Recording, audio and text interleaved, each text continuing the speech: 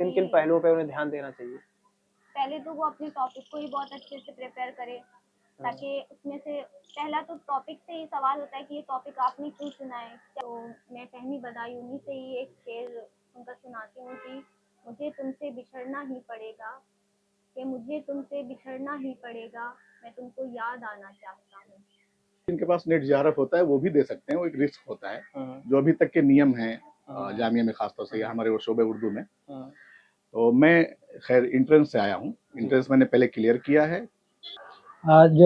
मेरा टॉपिक आलोचना के विषय पर है और इसमें यह है कि एंट्रेंस और एग्जेम्प्टेड दो बेस पे होता है अभी तक जो चल रहा है, ये करंट में इस साल तक, इस वर्ष तक। तो जो है मैं एग्जेम्प्टेड कैटेगरी से था।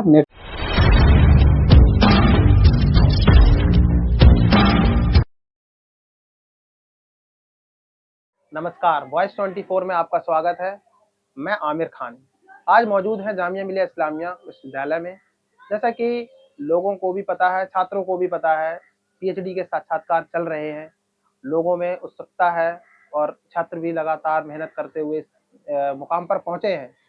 मैं जैसा कि आज बताना चाहूँगा कि हमारे साथ एक छात्रा हैं, उर्दू डिपार्टमेंट की छात्रा हैं।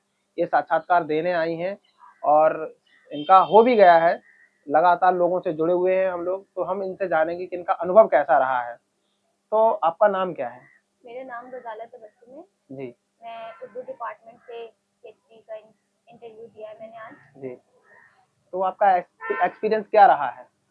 मेरा एक्सपीरियंस ये रहा है कि बहुत अच्छा इंटरव्यू हुआ है यहाँ पर। जितने भी लोग यहाँ पे बैठे थे, तमाम लोगों ने बहुत शाइस्तगी के साथ पेश आए हैं। बहुत उम्दा सवालात थे जिनके मैंने बहुत अच्छे से जवाब भी दिए हैं कॉन्फिडेंटली। कोई घबराहट नहीं, कोई तरह का कोई इशू नहीं था वहाँ पे।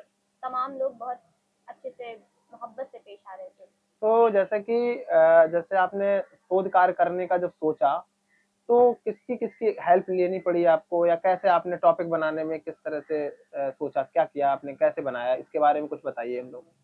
जी, मैंने जब अपना टॉपिक लिया तो मैंने बहुत सारे लोगों की हेल्प ली, जैसे मेरे उस्ताद, मेरे कुछ जूनियर सीनियर, तमाम लोग मेरे साथ थे और तमाम लोगों की दुआएं भी थी मेरे साथ, जिसमें बहुत सारी हेल्प, सभी ने मेरी हेल्प की है। जिन जिन लोगों ने हेल्प की मैं उनके शुक्रगुजार भी हूँ कि इस मरहले तक मैं पहुँची। तो खासकर मैं अपने उस्तादों की बहुत शुक्रगुजार हूँ जिन्होंने मेरा इस काम में साथ दिया। जैसा कि जब आपका इंटरव्यू हुआ है, तो सवालात जो रहे हैं, जो सवाल हुए हैं आपसे, आपका जो प्रपोजल है उससे ही हुए या उसके इर्द गिर्द ही रहे हैं, या अलग भी सवाल हुए कुछ? नहीं, जो मेरा प्रपोजल था, जो मेरा टॉपिक था, उससे ही रिलेटेड सिर्फ सवाल थे, उसके अलावा अलग से कोई सवाल नहीं था। तमाम सवाल वहीं से थे। आपका टॉपिक क्या था? मेरा टॉपिक था फहमी बदायूनी और उनकी शायरी के जमालियाती पहलू। तो इससे क्या, जब रिसर्च आप करेंगी, क्या और बेहतर हो सकता है? किन चीज़ों से जो है लोग रूबरू नहीं हो पाए हैं, जो आप बताना चाहेंगे, उसके बारे में एक छोटा-सा ब्रीफ बता दीजिए।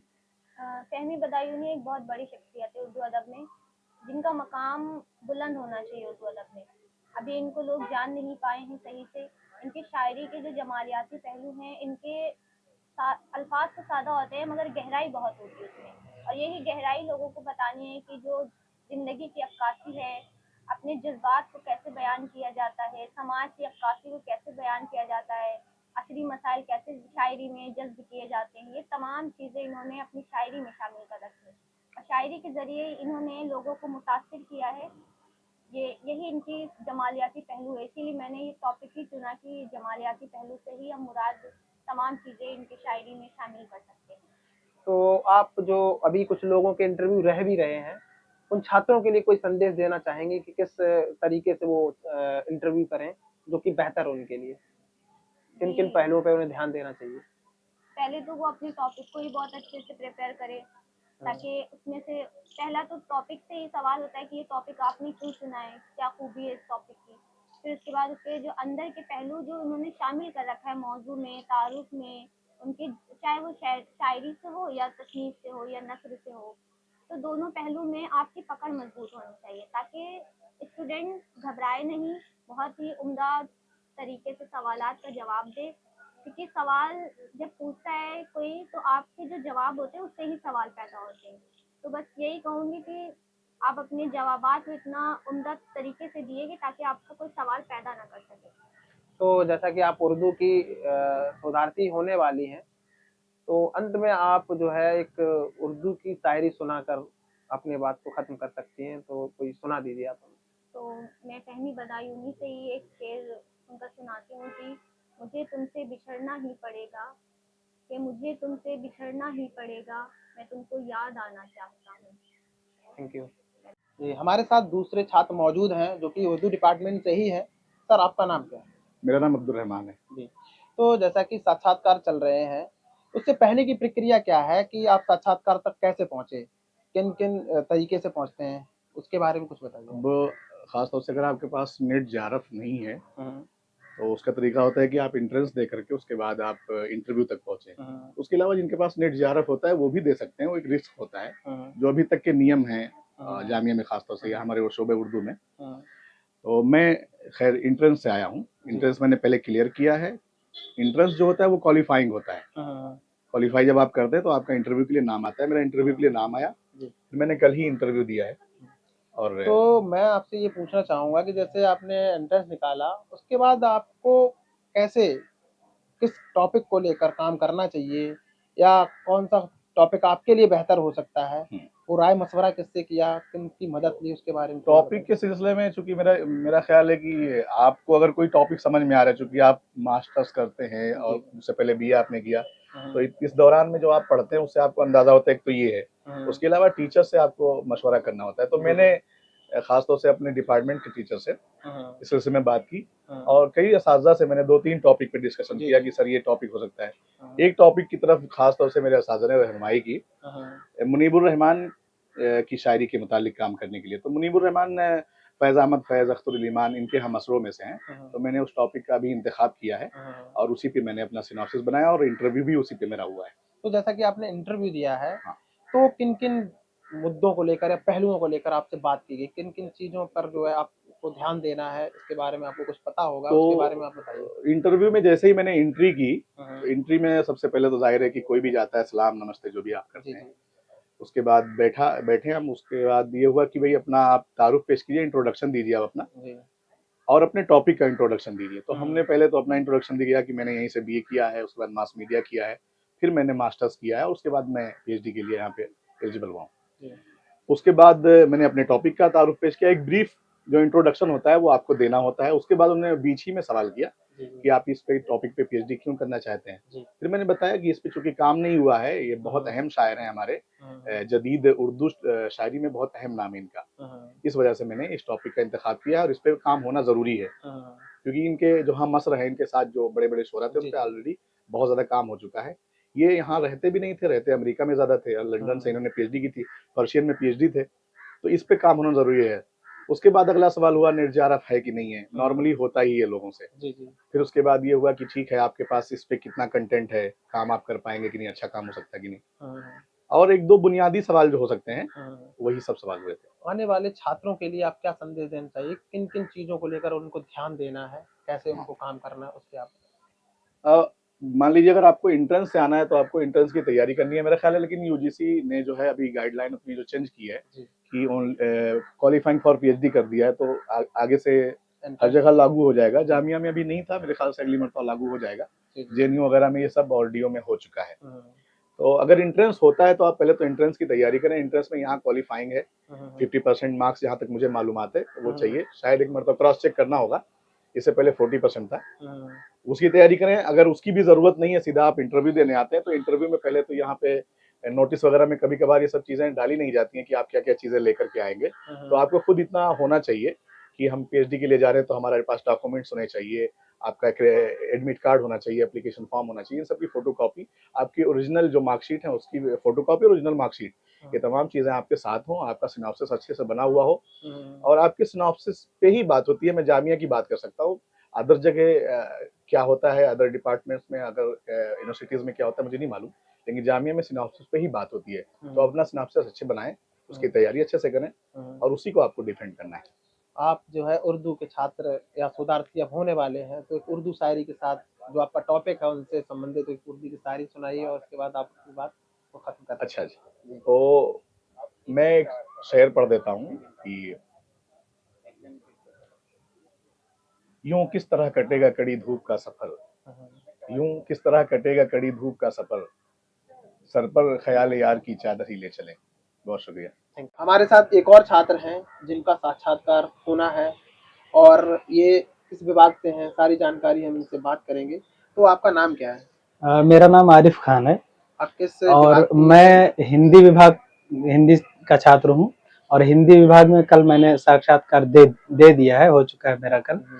और आज 3 दिन चल रहा है, कल हुआ है, आज होगा, चल रहा है और कल भी होगा। तो 3 दिन का साक्षात्कार हिंदी विभाग में है। तो जो छात्र आने वाले हैं जिनको साक्षात्कार अभी देना है, तो उनके बारे में उसके बारे में कुछ जो है आप जानकारी दीजिए कि किस तरह का आपका अनुभव रहा है। आपने जो है टॉपिक बनाया है इसका भी, और जो आपने साक्षात्कार दिया है उसका अनुभव आप साझा कीजिए। मेरा टॉपिक आलोचना के विषय पर है और इसमें यह है कि एंट्रेंस और एग्जेम्प्टेड 2 बेस पे होता है अभी तक जो चल रहा है, ये करंट में इस साल तक, इस वर्ष तक। तो जो है मैं एग्जेम्प्टेड कैटेगरी से था, नेट क्वालिफाइड है मेरा। और विषय ये है कि कुछ लोगों से समझना, उस पर पढ़ना और उसके अकॉर्डिंग तैयारी करना, उसके आधार पर।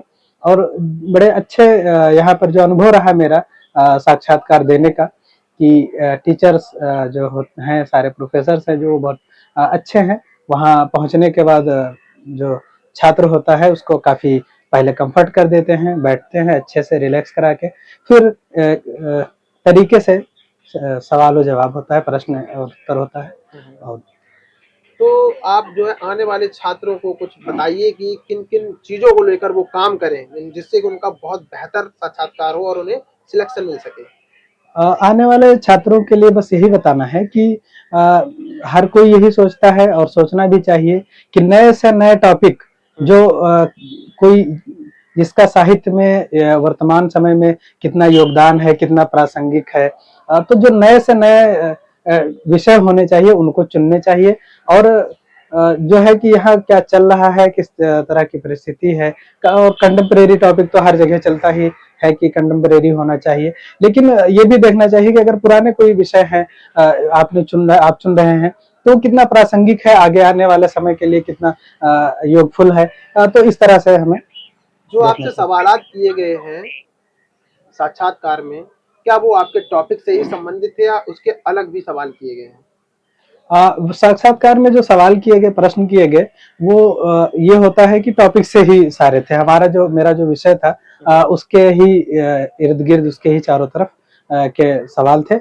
और अदर से बस ये था कि जैसे और कितना अध्ययन आपने किया है, कितना क्या है। तो साहित्य के छात्र होने पर वो तो होता है कि एक ब्रॉड होता है, जो जानकारी होती है ब्रॉड होनी चाहिए, क्योंकि पीएचडी एक डॉक्टरेट की डिग्री है, फलसफे की डिग्री है, तो ब्रॉड तो आपको होना ही चाहिए। वैसे जो होता है वो यही होता है कि आसपास ही रहते हैं। एक आपसे अंतिम प्रश्न ये है कि आप जिस पर काम करना चाह रहे हैं, जो आपका टॉपिक है, रिसर्च जो वर्क होता है, वो बहुत बड़ी अहमियत हो रखता है और साथ में जो है बहुत बड़ी डिग्री आपको प्रदान करता है। पीएचडी आप होते हैं तो डॉक्टर कहलाते हैं। आपका एक टॉपिक से संबंधित जो चीज़ आप बहुत बेहतर तरीके से करना चाह रहे हैं, आप लोगों को देना चाह रहे हैं रिसर्च के माध्यम से, उसके बारे में बस चर्चा करेंगे। मेरा विषय है एक्चुअली हिंदी और उर्दू कंपैरिजन है। और क्योंकि हिंदी उर्दू पे काफ़ी एक वो होता है कि उर्दू जो है हिंदी से विकसित हुई है भाषा है, या हिंदी उर्दू आपस में बहने हैं, तो इस तरह से। और मेरा जो बैकग्राउंड रहा है वो उर्दू का रहा है। मदरसे का छात्र था मैं पहले, कुछ अपने मिडिल जो मेरा तालीम था, मिडिल एजुकेशन था, उस समय तक मैं मदरसे का छात्र रह चुका था हूँ। और इस वजह से मेरी रुचि रही है उर्दू में, और मेरा जो बैकग्राउंड, जो सोहबत है, वो भी उर्दू वालों से भी है। तो मेरी एक रुचि रही है, मैं हमेशा उर्दू को पढ़ता रहा हूँ, शायरी को जो एक होता है कि कॉमन, हर कोई शायरी को पसंद करता है, और नए दौर के लोग तो और पसंद करते हैं, नए एज के लोग। तो शायरी में भी रुचि रही है, उर्दू में रही है। तो इस हिसाब से मेरा ये था कि मैं कुछ अच्छा करूं, कुछ जो साहित्य में जो एक कठिन, एक टफ माना जाता है, जिसके तरफ कहते हैं कि माना जाता है कि लोग कम जाना पसंद करते हैं, आलोचना। तो मैं आलोचना, उर्दू और हिंदी की आलोचना पर मेरा काम है। तो दो भाषा को एक जगह पर रख करके, दो भाषा में जो मैंने बताया कि बहनें कही जाती हैं, तो इन एक समय पे, समान समय पे दोनों जगह क्या चल रहा है, उसको एक दूसरे मर्ज करना, उसको बांधना, हिंदी वाले उर्दू को जान सकें, उर्दू वाले हिंदी को जान सकें। तो ये चीज सोच करके मैंने ये टॉपिक चुना है। मतलब एक अहमियत है इस रिसर्च की, इस रिसर्च प्रपोजल की। तो आपने बहुत अच्छी जानकारी दी है, इसके लिए आपका बहुत बहुत धन्यवाद।